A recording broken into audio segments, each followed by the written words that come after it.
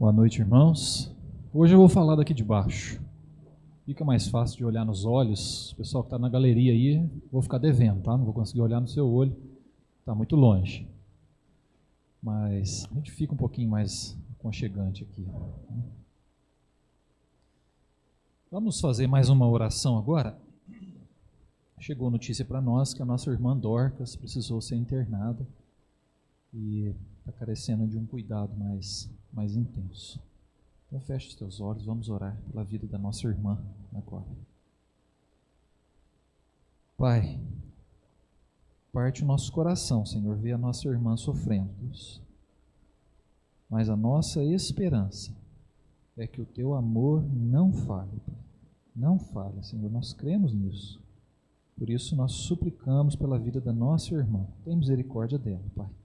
Se faz presente, demonstra o teu amor, o teu cuidado, Pai. Fortalece a vida, a saúde, a emoção, a fé dela, dos seus familiares, Pai. Cuida da nossa irmã, no nome de Jesus. Amém. Amém. Essa semana eu fiquei sabendo que o Ministério Infantil promoveu uma visita para Dorcas, uma serenata, surpresa. Parabéns ao Ministério pela iniciativa de cuidado, de carinho, de apoio. Nós sabemos que nesses momentos de luta mais intensa, tanto para a pessoa como para a família, é muito bom esse apoio. E a igreja exerce um papel muito importante numa hora como essa, né? Então, graças a Deus aí pela iniciativa do Ministério Infantil, pela visita que muitos puderam fazer ali, mesmo que do lado de fora, no portão, cantando para ela, para Deus, com Deus, né? Creio que foi um momento importante. Vamos à primeira epístola de Pedro. Meus irmãos, a minha Bíblia, agora eu abro ela, já cai em 1 Pedro. É automático. A minha Bíblia já acostumou. Ela pode estar até marcadinha ali, que não tem jeito. Eu abro, ela cai em 1 Pedro. E eu espero que esse incentivo de focar um pouquinho mais a leitura da palavra de Deus num texto, esteja promovendo aí no seu coração também a ideia de ler a Bíblia como um todo. Nós precisamos ler a Bíblia toda ela. É importante ler um livro da Bíblia inteiro, né? Quem sabe ir revezando um do Novo Testamento, depois vai lá um do Antigo Testamento, mas leia a Bíblia toda. Se você puder, enfatize ali um trecho, leia, releia, mergulhe na palavra de Deus. O sermão expositivo, que vem explicando parte a parte, incentiva a gente a fazer isso no dia a dia, mergulhar no texto bíblico. Eu espero que vocês estejam aprendendo junto comigo a fazer isso. Então vamos lá para o capítulo 4 de primeira epístola de Pedro. Eu leio a partir do versículo 1. Nós vamos continuar aí aprendendo com Pedro sobre a vida em Cristo.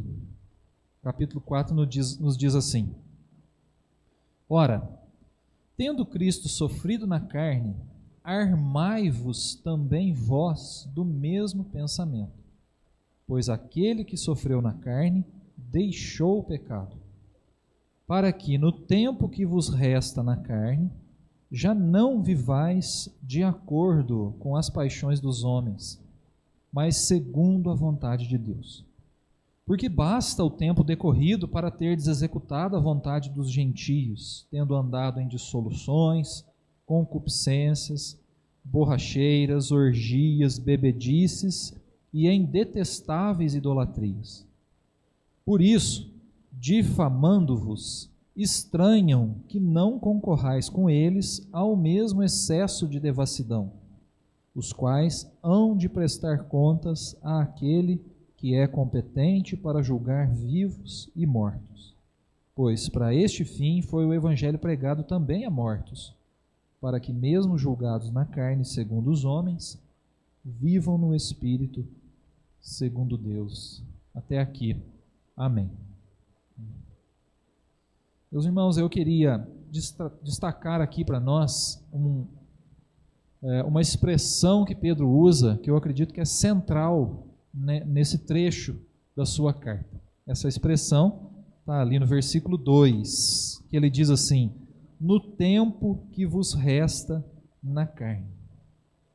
Em outras palavras, ele está dizendo assim, olha, eu vou dar algumas orientações para vocês, para que no tempo de vida que vocês ainda têm, vocês busquem cumprir essas orientações. O tempo que vos resta. E eu queria destacar essa expressão para nós hoje. O tempo que nos resta. Pedro está chamando a atenção aqui dos cristãos para essa realidade da vida que é passageira, que é momentânea, que é finita. A nossa vida aqui nesse mundo é assim, é limitada. E como nós estamos vivendo o tempo que nos resta? Essa é a pergunta que eu queria fazer para você essa noite. Como estamos vivendo o tempo que nos resta?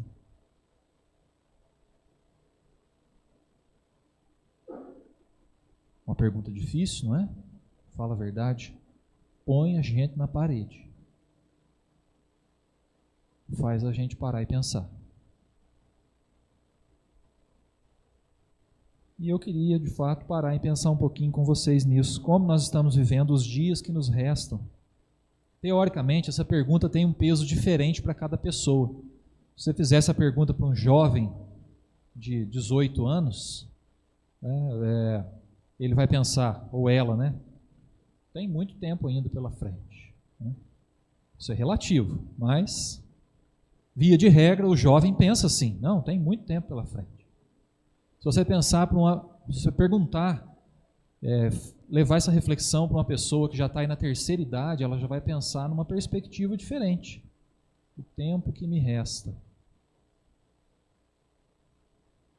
Mas Pedro está trazendo à tona essa indagação porque é importante. É importante a gente pensar no tempo que nos resta. Primeiro, porque nós não sabemos o tempo que nos resta. A gente não sabe. Foge ao nosso conhecimento, foge às nossas mãos a gente ter algum controle sobre isso. Não temos. Não controlamos o tempo que nos resta. É lógico que a gente procura cuidar da saúde, a gente procura investir uma boa alimentação, visando aí uma vida mais longa. Mas nós não temos controle nenhum sobre isso. Nenhum. Bem disse a Bárbara no começo a respeito da pandemia, que nos pegou de surpresa, pegou o governo de surpresa, pegou todo mundo de surpresa, ceifou vidas e mostrou mais uma vez que, de fato, nós não temos controle dos dias que nos restam.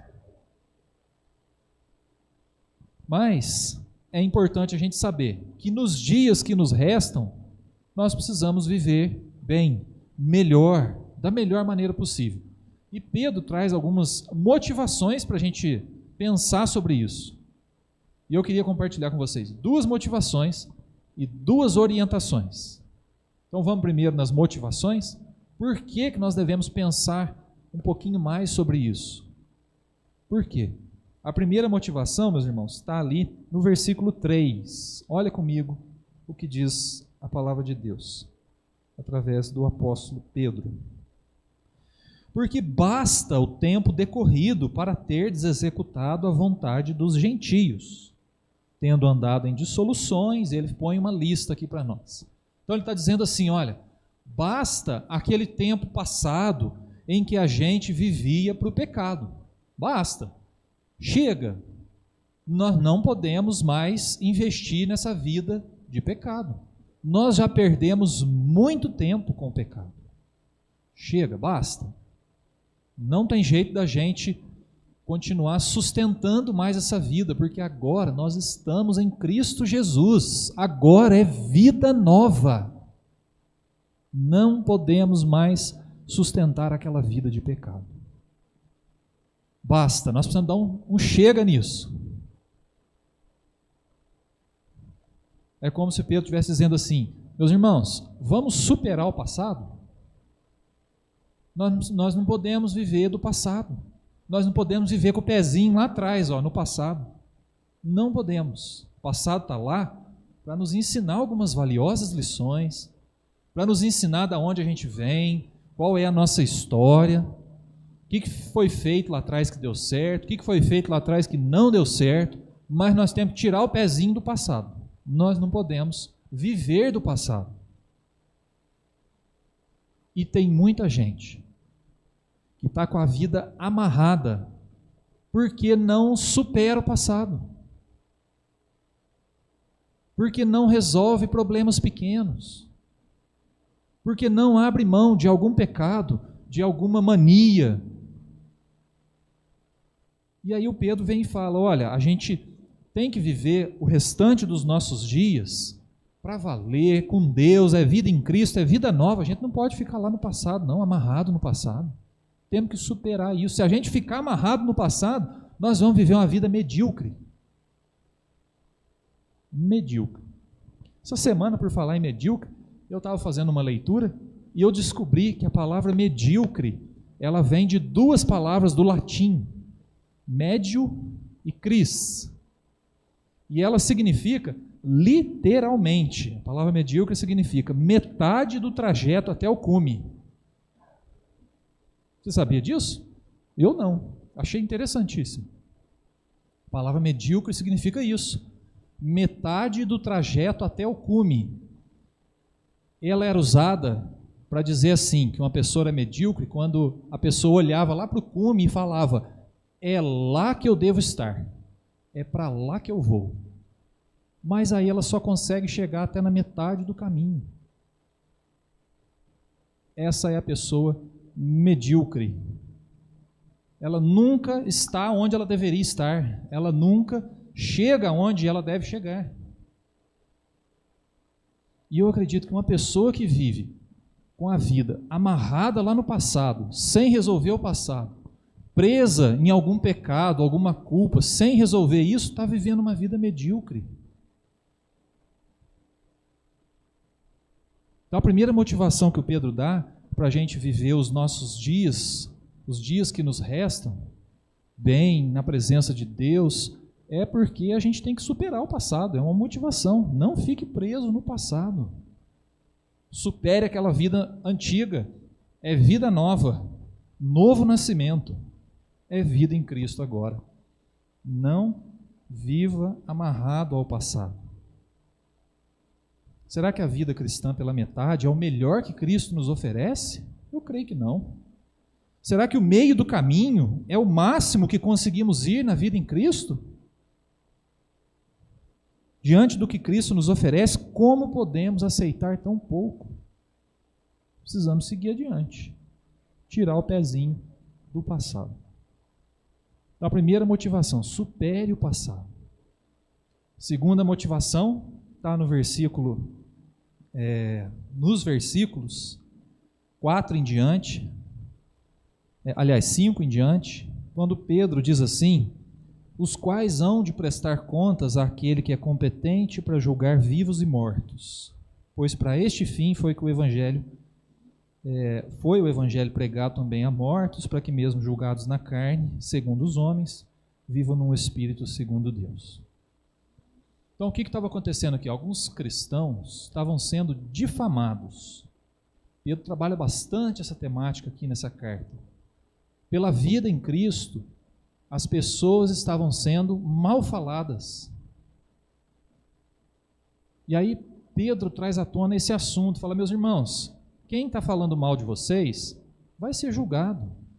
Aliás, todos seremos julgados. Pedro traz esse assunto à tona para dizer, olha, se nós estamos em Cristo, estamos procurando viver em Cristo, vamos abandonar a vida do passado, começar uma vida nova, sabendo que um dia todos seremos julgados, inclusive quem está falando mal da gente.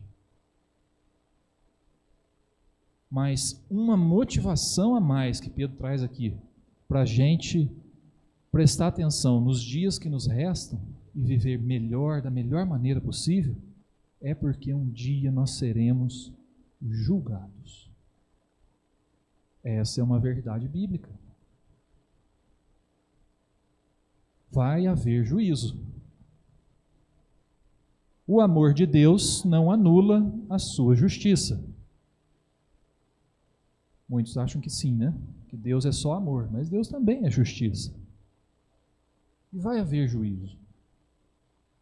Nós não podemos criar de forma alguma uma imagem de que Deus é um juiz que fica castigando as pessoas, né?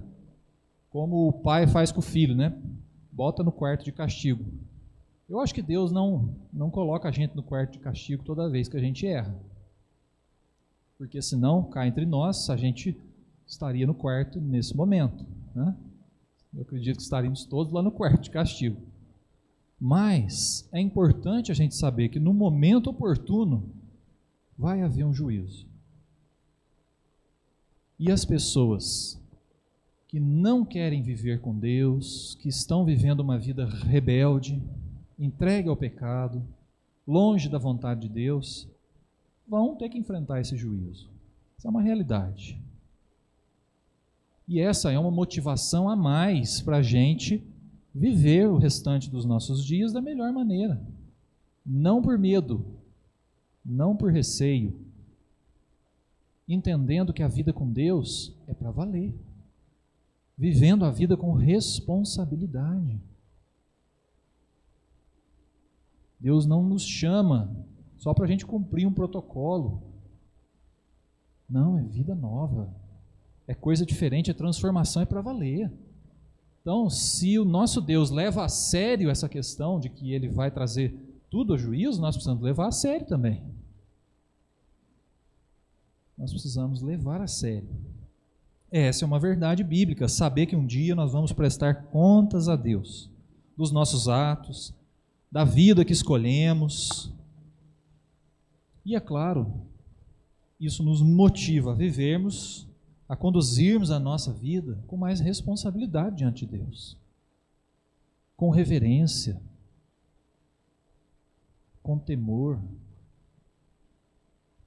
não por medo, receio, mas sabendo que o nosso Deus que nos ama, nos acolhe, nos chama para uma vida nova, também é um Deus de juízo. Duas motivações. Superar o passado, não ficar amarrado no passado. E saber que vai ter juízo no futuro, para a gente viver bem no presente. Olha que interessante.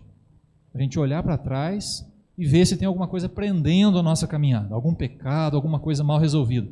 Resolver. Olhar para frente e saber que um dia vai ter juízo. Por isso, o nosso presente, os dias que nos restam, precisam ser vividos na presença de Deus. Essas são duas motivações que Pedro traz.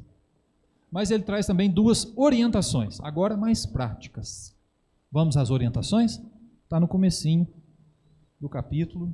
A primeira orientação está no versículo 1, quando ele diz assim: ora, tendo Cristo sofrido na carne, armai-vos também vós do mesmo pensamento, pois aquele que sofreu na carne deixou o pecado.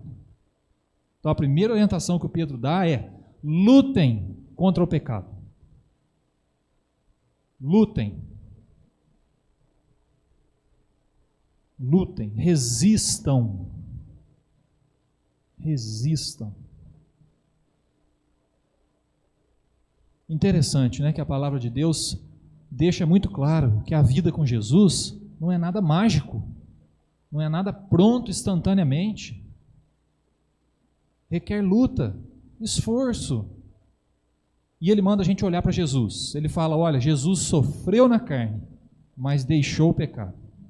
Jesus sofreu por causa do pecado, mas não pecou. Olhem para ele e lutem contra o pecado. Armai-vos desse pensamento. Tragam essa consciência para dentro de vocês que nós precisamos lutar contra o pecado. Comprem essa ideia. Armai-vos do mesmo pensamento. Traduzindo para os nossos dias, comprem essa ideia de que nós precisamos lutar contra o pecado. A vida em Cristo, meus irmãos, é uma ruptura com o pecado. Nós aceitamos Jesus e rompemos com o pecado.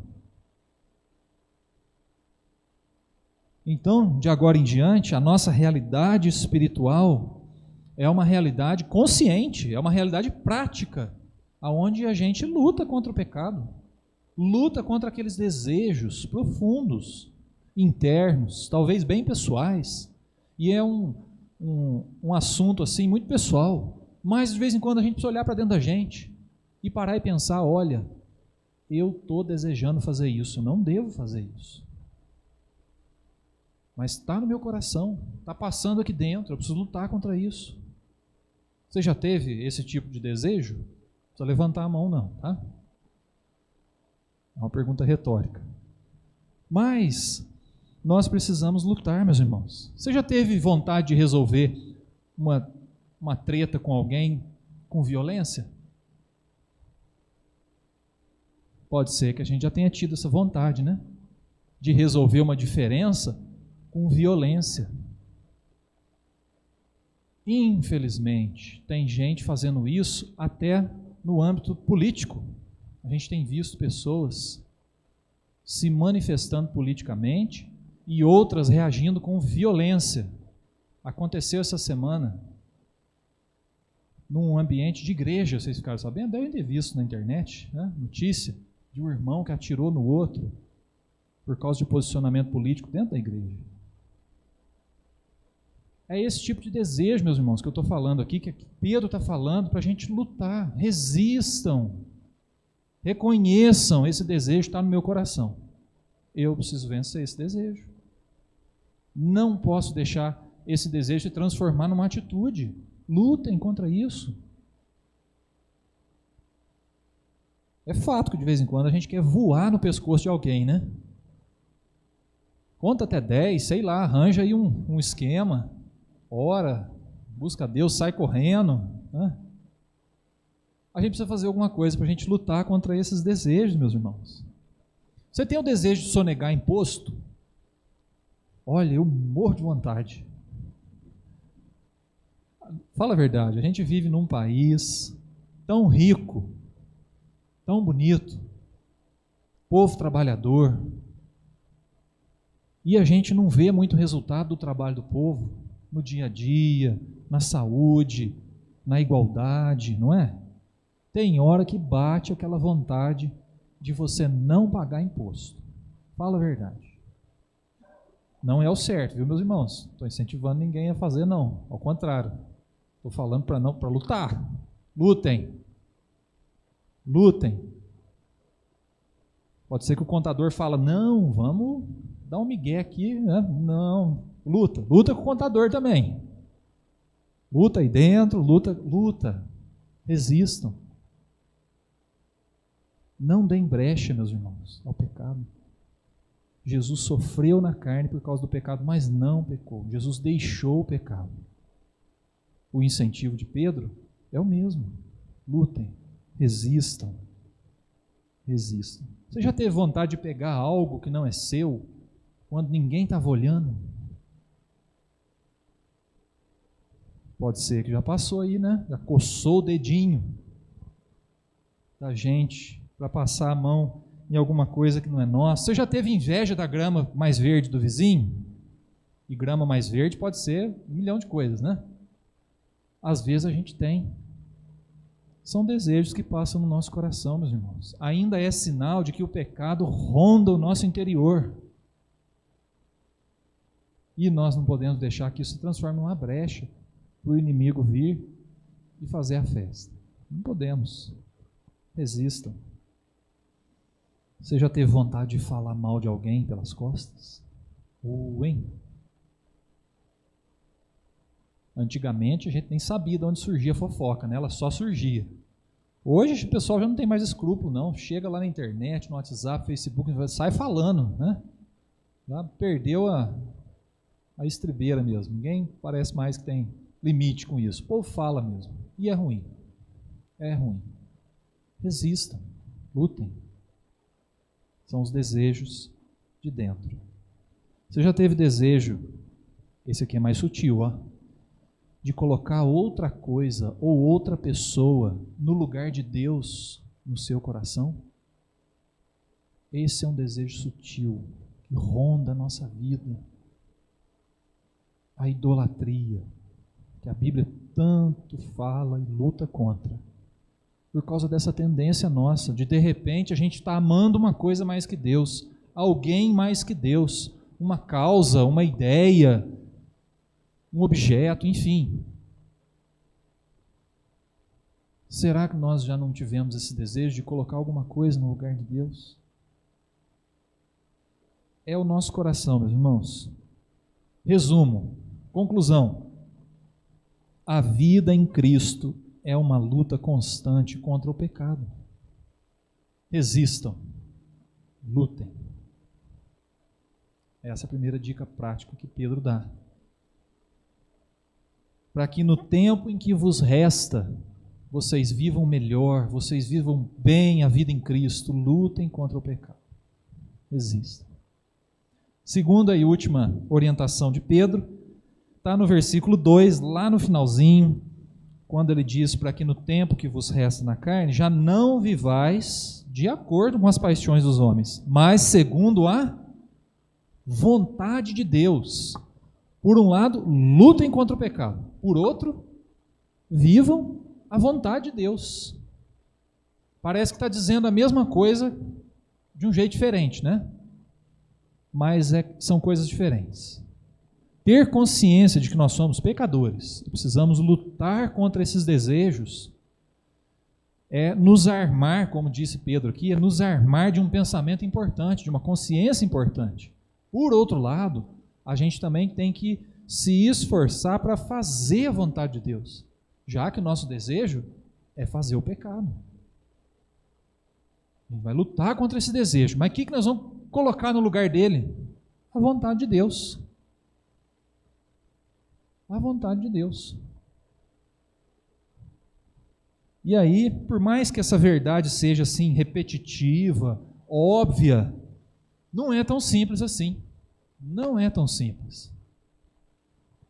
Seria muito bonito, né? Eu vir aqui na frente e falar, meus irmãos, vamos viver a vontade de Deus e ir embora. Mas não é tão simples. Você sabe que para viver a vontade de Deus tem um custo. Você sabe disso, não é? Há um custo. Fazer a vontade de Deus não é tão simples. É necessário lembrar que a nossa vida em Cristo pede, por exemplo, que a gente negue a si mesmo. Pede, por exemplo, que a gente ame o inimigo. Que a gente abra mão de algum sonho nosso, às vezes, para sonhar junto com Deus, um sonho maior. A vida em Cristo tem um custo. Por isso, fazer a vontade de Deus dá trabalho. Também exige esforço e luta. Esforço e luta. Mas Pedro nos orienta a viver os dias que nos restam, lutando contra o pecado e esforçando para fazer a vontade de Deus, cada um de nós. Cada um de nós. A melhor postura que a gente pode ter é resolver, eu quero pagar esse preço. Eu vou honrar Deus com a minha vida. Eu quero. Eu topo essa luta. Esse é o nosso primeiro passo. E aí, junto com Deus, a gente vai dando os demais passos na nossa caminhada. Mas ter consciência, meus irmãos, de que nós precisamos, ao longo da nossa vida, honrar esse Deus que nos criou, esse Deus que nos ama em Jesus Cristo, esse Deus que deu o seu Filho por nós. Nós precisamos honrar, nós precisamos fazer a sua vontade. E muitas vezes, para fazer a vontade de Deus, isso implica em abrir mão da nossa própria vontade. Tem custo, não é tão simples, mas é o caminho. É o caminho. É o caminho. Então eu não sei se você vinha pensando sobre isso, se fazia tempo que você não pensava sobre isso, mas o que você está fazendo com os dias que te restam? Tem alguma coisa do passado te impedindo de viver, mal resolvido, enterrando a sua caminhada, Pedro motiva a gente a olhar para trás e a gente não ficar amarrado no passado. Desenroscar a vida. Como diz lá em Hebreus capítulo 12, desembaraçando-nos do pecado que tenazmente nos assedia. A gente não pode ficar amarrado, não. Uma motivação. Outra, nós vamos prestar contas. Temos que viver com responsabilidade a vida em Cristo. E duas orientações práticas. Lutem contra o pecado. Vivam segundo a vontade de Deus. Facinho? Muito difícil, um grande desafio. Assim como tudo na vida em Cristo. Não é fácil. Não é fácil, é uma luta. É uma luta. Sobre isso que nós pensamos, eu queria orar com você agora. Feche os teus olhos, vamos falar com Deus. E já vai fazendo aí uma análise pessoal da sua vida. Eu já fiz da minha, estou fazendo também. E vou fazer para vocês algumas perguntas que eu fiz para mim mesmo. Alguma coisa tem te impedido de viver a vida em Cristo? Nós precisamos dar um basta, meus irmãos, naquilo que ficou para trás. Não podemos amarrar nossa vida no passado. Temos lembrado que um dia vamos prestar contas? Essa realidade do juízo nos faz viver com mais responsabilidade a vida em Cristo? Com seriedade, com temor. Por outro lado, nós temos orientações, uma para vencer, lutar contra o pecado. Não é uma luta fácil, muitas vezes não é uma luta justa, nos sentimos pequenos diante de um mundo que jaz no maligno, que promove o pecado, faz festa pelo pecado. Não é fácil a gente lutar pelo pecado. Às vezes alguns desejos passam no nosso coração. Mas podemos lembrar de Jesus que venceu a tentação do diabo no deserto. Venceu a vontade humana. Podemos lembrar de Jesus que foi tentado no Getsêmani a não cumprir a vontade de Deus, mas foi orientado pelo Pai. E também somos convidados a viver segundo a vontade de Deus. Senhor, nós queremos, Pai, reconhecer, Deus, os grandes desafios que nós temos na vida em Cristo, Pai. Reconhecer as nossas limitações, reconhecer, Senhor Deus, os nossos erros, mas nós queremos, Pai, aqui, desafiados pela Tua Palavra, Pai, superar qualquer pecado, culpa do passado que nos prenda, Senhor Deus. Queremos vencer isso, queremos seguir adiante, Pai. Queremos seguir diante dos desafios que nós temos pela frente, olhando para Jesus, o consumador da nossa fé, que nós cremos que está lá no final do caminho nos aguardando, Pai. Vai haver juízo, mas se nós andarmos com o Senhor, nós seremos alvo do Teu amor. Por isso, Senhor Deus, quebranta o nosso coração, Pai. Se tem alguém aqui vivendo longe de Ti, amarrado pelo passado, Senhor Deus, não se importando em viver uma vida responsável, temente, com reverência, que o Senhor quebrante o coração, Pai. Mas dá-nos condição de atendermos essas orientações, Pai, de lutarmos contra o pecado e fazermos a Tua vontade, Pai. Nós queremos envergonhar o inimigo e queremos honrar o Teu nome com a nossa vida, Pai. Trabalha no nosso coração, no nome de Jesus. Amém.